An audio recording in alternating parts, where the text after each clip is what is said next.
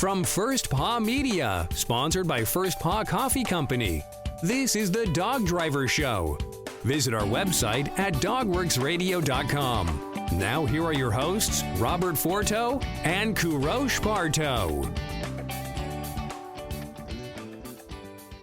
Hello and welcome everybody. This is Robert and I'm here with my co-host KP and we are the Dog Driver Podcast. And today we have a guest calling in from Saskatchewan, Canada, and it's going to be the first of a two-part series of the Cook family. Tell us about who we have, KP. Once in a while in our interviews, I mention mushroom royalties, and these guys are mushroom royalties. I put their names along with the Streepers, with the Saundersons, the Cooks. They've been winning races for years and years and years. Kevin, who was mainly the driver, he has won so many championships, and I'm super proud of having him in this interview. I think we're going to be enjoying chatting with him and Ray and chatting about their dogs. Kevin, welcome to the show. And for our listeners, tell us who you are and what are you about? Okay, well, for anybody that doesn't know me, I grew up in a sled dog family. The Cooks, my grandfather had trapline dogs. Progressed with my dad taking them over when my grandfather passed away, and then he got into racing in the late '60s, and that's when I was born. So I grew up with dogs my whole life. Currently, I still reside in Priestman, Saskatchewan, about 3 miles from my parents, where we used to have the dog kennel. Right now, I'm totally focused on our company after we sold out the sled dogs and the kennel. The focus back onto my business and helping our son expand, and I've been keeping busy that way. Kevin, I know you from Rendezvous a few years back when you came in, just did phenomenally well. So you, as a junior, you started racing dogs, I'm assuming, in Saskatchewan and also throughout Canada. How was it growing up with a kennel of competitive sled dogs around you? Well, my early years, I mean, I don't know if you would call us or my dad's team that competitive, but I mean, as the years went by, you know, he improved the bloodline, bought some dogs from down south, and quickened his team up, and it wasn't long before he was, you know, up on top there. And I mean, as long as I can remember, I either was watering dogs, helping feed dogs, playing with puppies, you name it. You know, anybody that's got a kennel, they know what it takes. It's a, you know, family operation. My dad was farming at the time, and when he couldn't look after the dogs himself, it was left up to myself and my brother. So, I mean, there's always something to do as well. My dad had a mink ranch around that time too, and I mean, just a hard-working man. You know, I don't know how he did it, and I guess he kind of passed that down to us kids too, because when I look back at our sled dog, our racing days, I really don't know where we found the time to do it, because as anybody knows, to put a competitive team together, it's a ton of work. Luckily, you know, we had the support of my family as well as my dad's family. But anyway, I probably said more than I needed to there. No, that's what I wanted to listen to and hear, actually. So were you the only person racing for the kennel, or you had other siblings or your dad racing at the same time? Well, my dad, when he won his first world championship, I wasn't in the kennel at that time. Like, I had grown up and I had started a business. So I was out of sled dogs for about 10 years. So my dad and my mom, with the help of my cousin, quite often he would help. And that's kind of where, you know, that's about limited to the three. It was my dad and I guess my cousin would race for those years that I was gone. And then when I came into the kennel back in '99, I believe I came back, and my dad still did. He ran the A team, and he was still watching and grooming me to make sure I could handle the main team. And it wasn't too long after that he handed the main team to me, and then he would race alongside with the second string, and my wife would race the third string sometime up in northern Manitoba, and both our kids, they would race, in a junior race, providing we had enough dog power for them, and it was a family affair. But as far as, once my dad stepped away from the main team, I was the only one that ran the main string, and then my cousin Lyle once in a while would come in and run the third string for us. But between my dad and myself, think much along the same lines when it comes to training dogs. And when we were training, he just would know what kind of dog would fit into my team, and when I told him that a dog wasn't doing it for me and my team, we trusted each other because of, it was respect, eh? For sure.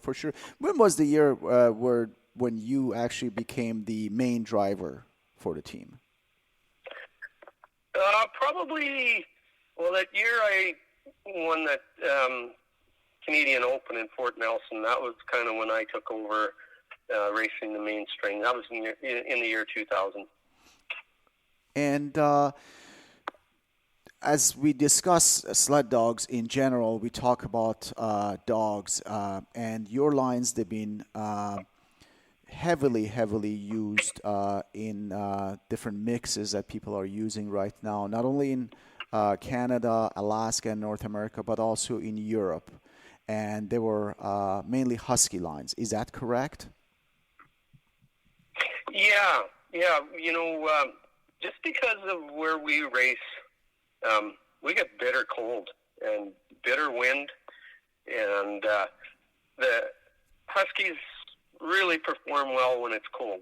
They're tough to beat when it's really cold, and it worked for us, and we did win the paw many times, and with pretty much an all Alaskan or our own bloodlines.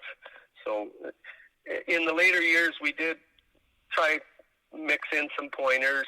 Marco and Annie Rivet from Quebec, we did some dog trading with them, and so we did put a little bit of hound in. That was towards the end, but yeah, that bloodline that my dad built up over the years, that was pretty much straight racing Husky. And if I remember very well from when I met you, your dogs are fairly large-sized dogs, are bigger. They're not the tiny Alaskans you see sometimes in Alaskan villages or interior Alaska. Is there a reason why you selected those guys to be in a larger size, or it just happened over the years? I can't really answer that question. I mean, we do in our circuit. We used to race. It was pretty much all strictly 10-dog class. So I mean, a little bit bigger dog sometimes be a little bit more pulling power. But as a rule, I'm not even sure. Like, we didn't select the dogs for size at all. It just the bigger dogs were good, and I mean that's why we ran them. We did have smaller dogs too. A lot of females at the end were getting quite small, but I don't know if there's really a rhyme or reason to it. But when I remember way back when I was a kid, my dad had huge dogs. They were the old trapline dogs, and you could almost ride them as a pony. I remember when I was a kid. So from there, definitely those dogs were probably in the 100-pound range, or definitely more. So I guess it's just maybe some of that still would throw back. I don't know. Kevin, when you had the kennel at the top, how many dogs were you training, and how many dogs did you have in the yard? Well, I think the most we ever had was right when I started back into the kennel. We kind of realized, that a 50, 60 dog kennel trying to run two families with the manpower we had, we kind of stepped it up around that 2,000 area. We were up to, I think the most we ever had would have been about 105 dogs in the yard, and that was at that time when we were trying to build up the numbers. We were raising quite a few puppies, 40, 50 puppies a year. And then how many dogs would you put in a training program at that point? Well, I remember specifically when we got up like that year, those couple of years when our kennel was big like that. I mean, we would stagger our training, so not all the dogs got trained on the same day. We'd split them in half, and I mean, we were going out. We trained smaller teams, 8-dog teams at the start, and I mean, my dad would take 4 teams out, and I would take 4 teams out of 8 dogs. So it ended up big days of training, but we had to, to get a handle on that many dogs. I know the bigger kennels have lots of help, but it was just my dad, myself, and my wife, Rhonda, and my mom. So we had a good system going. And then, I mean, when we went out with that many teams, we were always meeting each other. Sometimes we'd try a planned pass in that. So, I mean, our dogs were never scared to pass. That was always something I think our dogs were known for. But just being able to work together with a good crew like that, I mean, I think that's kind of secret to our success anyway. Kevin, lately I see more and more of your dog's name popping through pedigrees. Not only Marco and Annie, but also I see them even in Europe. Why do you think people are going to those lines and reintroducing some of the Husky traits to the current sled dogs we have in the circuit? Well, I can tell you exactly why. I think, anyway, is over the years, like once Eggle came to Alaska with his crew, and I mean, everybody bred, Mike was in just about every bloodline and every dog in Alaska for a while, there seemed like, and it worked its way across here to our area, and wasn't very long, like, it was pretty houndy in our area, and we always held out because, I mean, we were still winning with what we had, and, we didn't abandon our bloodline. So once the bloodline or the typical dog in the circuit had all the Mike background, there was nowhere else to go other than to our line to mix back in. And we did try a little bit, but again, we were still winning with what we had, and we didn't want to lose our bloodline. So we maybe we're a little bit too stubborn.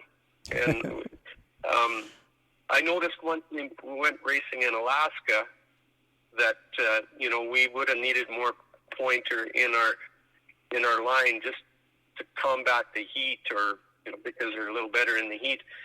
But providing the weather was cold, our dogs were tough to beat, just because of their bloodline, I guess. Yeah, definitely. I can believe that. I remember talking to Terry Strieper at one point, and he pretty much said exactly same thing as you said, that you can't beat a good Alaskans no matter what.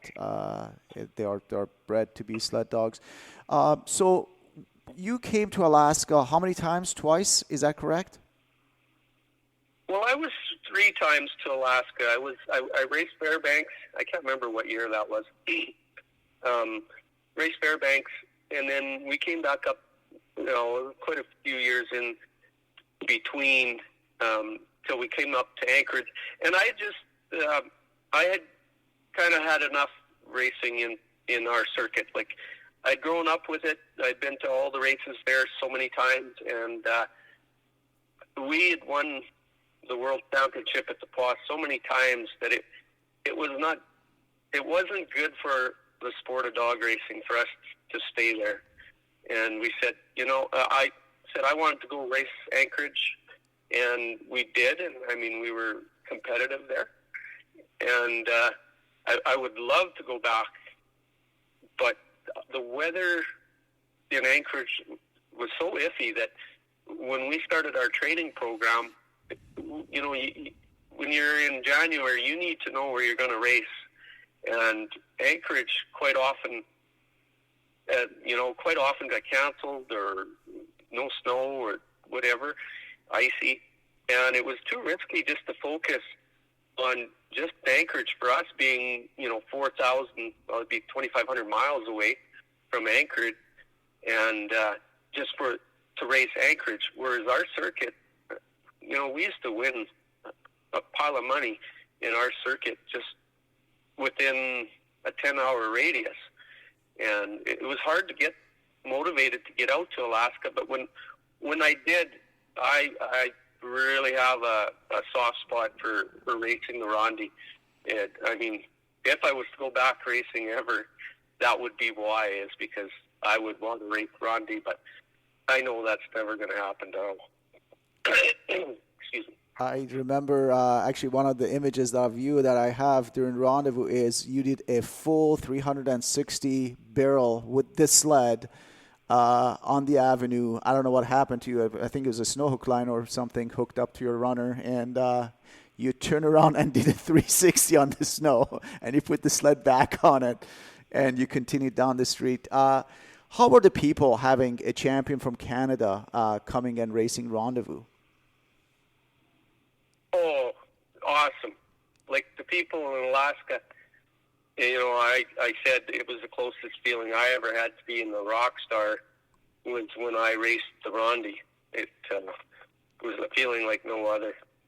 And, just the cheering and the support for dog sledding, the sport itself, is phenomenal in Alaska. And, I mean, that is why Anchorage is special to me. Yeah, so many people cheering, so many people screaming in the avenue. So I mentioned a little bit earlier about some of your lines and some of your dogs being introduced currently in Europe and especially in Finland. So did they contact you? I know that they didn't get the dogs directly from you because you were sold out, but did they contact you and ask for advice who to breed and how to breed these dogs too? There's been a few, not too many.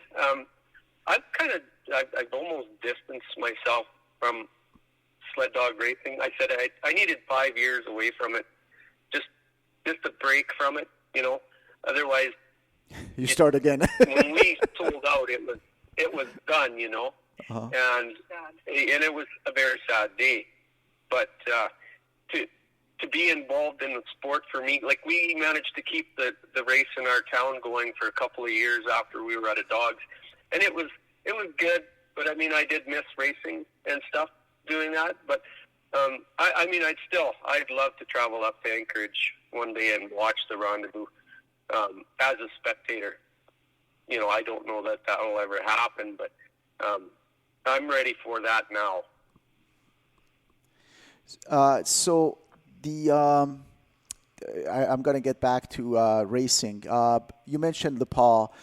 Can you tell our listeners what is Le Pas and how this race is structured? Yeah, well, the Pas is a very, very unique race. The distance of that race and the speed that it has to be ran in order to win it's hard on dogs. The Ronde is challenging mentally. The Pas is challenging physically just because of the distance. It's three laps of 35 miles. Usually the track is hard and fast. And, at the end, it used to be a 10-dog pool only, And now since they've raised it to a 12-dog pool, it's a little easier on the dogs. You can give dogs break, and you still have a decent-sized team at the end. But, I mean, I remember winning that race down and out, figured I wasn't even going to be able to run the third day. I hooked up 6 dogs, and I actually won the lap. And my dad's done that multiple times with 6 dogs, come in with guys against guys that had 7, 8, 9 good dogs on their team. And so it's like Eagle. You know, he knew how to pick his dogs, and he's won Anchorage many times with a small team. You don't need great big teams, I guess. But going back to the paw, like that, another thing is it is cold. Like, I don't know, I can remember racing there a few times over the years where it was, you'd get one day fairly close to melting, but quite often it's 30 below with a wind. So that's the challenges of the paw. Like, it's hard on dogs. To prepare for a race like this, Kevin, how far did you run in training? Well, we would always run the dogs 30s in order to get them ready for the paw. And sometimes you can make a mistake even training a dog 30. And you know, keeping that in mind, like, in order to win that race, you are on a fine line of your dog being played right out, wasted physically. In order to win that race, it's almost how it has to be. And if you don't know your limits of your dogs, I think that is why some guys didn't get to the podium. Well, I shouldn't say that. I mean, I can't say we knew any better, but, you know, it's the mistake you make on the third day, which dog you take and which you leave at home. If he's riding in the basket, your race is over. Definitely. It's interesting. We just had a conversation with another open driver last week, and they mentioned the same thing, the third day, who's there, who's not there. So, Kevin, when did you sell out the kennel? I noticed that you mentioned you are focusing 100% on the family business and your business. And what made the decision for you to basically retire? Well, I kind of had the wind taken out of my sails. I wanted to go back to Rendezvous so bad, and I think the year prior to us selling, it was canceled, and I just didn't have it in my heart to keep racing the same circuit that we were in for, you know, all of my life, and most of my dad's racing career. That's where we raced year after year after year, and taking Rendezvous out of the mix, it kind of, like I said, took the wind out of my sails. It was something that I was focused on. I wanted to win that race before I quit. But my dad had some health issues. He had an aneurysm a few years before that. And then I had a couple of health issues. And between the two, like, there was just no way that we could continue running the kennel without the full team of us working and training and whatnot. And my dad, you know, he's a very tough man, and he could still probably be training and running the dogs with me. But at what point, you know, if he gets sick and we're stuck with 100 dogs and I'm trying to run a business, we were kind of on the top of our game when we sold out, and somebody came along, and of course the rest is history. But it was a mutual decision, and I know my dad took it a lot harder than I did, because I just dove into work, and I got no end of work around me, so it's not like I'm twiddling my thumbs. But he's always had animals to look after his whole life, whether it be the mink ranch, the sled dogs, or cattle. He has always had animals, and once the dogs were gone, he found himself just bored, I think, and just missing something. So I feel really bad selling out for his sake. I would have liked to have went into another generation of cooks racing, but both our kids, they, not that they're weren't interested in it. It's just that lifestyles wouldn't work with running a competitive kennel. And I think none of us wanted to go to the point where we were just recreational at all. So that was never in the cards. It was either sell out or stay in it as dedicated as we were. And we didn't think that was going to be able to stay, to keep going on, eh? Kevin, I have one question for you before we go, and that's a question I ask a lot of our guests. You've been involved with this sport, as you mentioned, pretty much since the day you were born in the 60s, I believe you said. What is one piece of advice you could give somebody that's getting involved right now? Here we are 50 years plus later. What would you say to them? Well, that's a good question because, I would actually be thinking that myself, and I do think of that. What would happen if I went back into sled dogs again, if that ever was in our cards? And, pick good bloodlines, manage what you can, only have as many dogs as you can manage, and try keep just good dogs if you possibly can. Because I don't know how mushers are doing it right now with costs of everything. The cost of travel, cost of food, everyth's gone way up. So my advice is, I've always managed to put our priorities in order, like family, business, and dogs, to organize that so it would work. But my advice would be, just when you go into, be aware that it's a lot of work, a lot of time, a lot of commitment, and set realistic goals. Like, don't go thinking that you're going to win the Rendezvous in 5 years or 10 years even, because you're competing against people that have concentrated on that race for almost their whole life. So I don't know. I don't have really one piece of advice. If somebody wanted some advice, they could always give me a call. Hey, those are all good pieces of advice, I think, and I think that would give a lot of perspective for somebody that's been involved with this for many generations of dogs and, of course, races as they go. Thank you very much for joining us, Kevin. Anything else, KP? Kevin, wanted to thank you. Really, really enjoyed chatting with you. I will be giving you a call for advice, for sure. And thank you. The only thing I want to add is I just want to say, Rhonda's, my wife's here with me too. We just want to say hi to all our friends back in Alaska that we raced with, or not raced with, but met during our years up in Anchorage and Fairbanks. Really miss everybody there.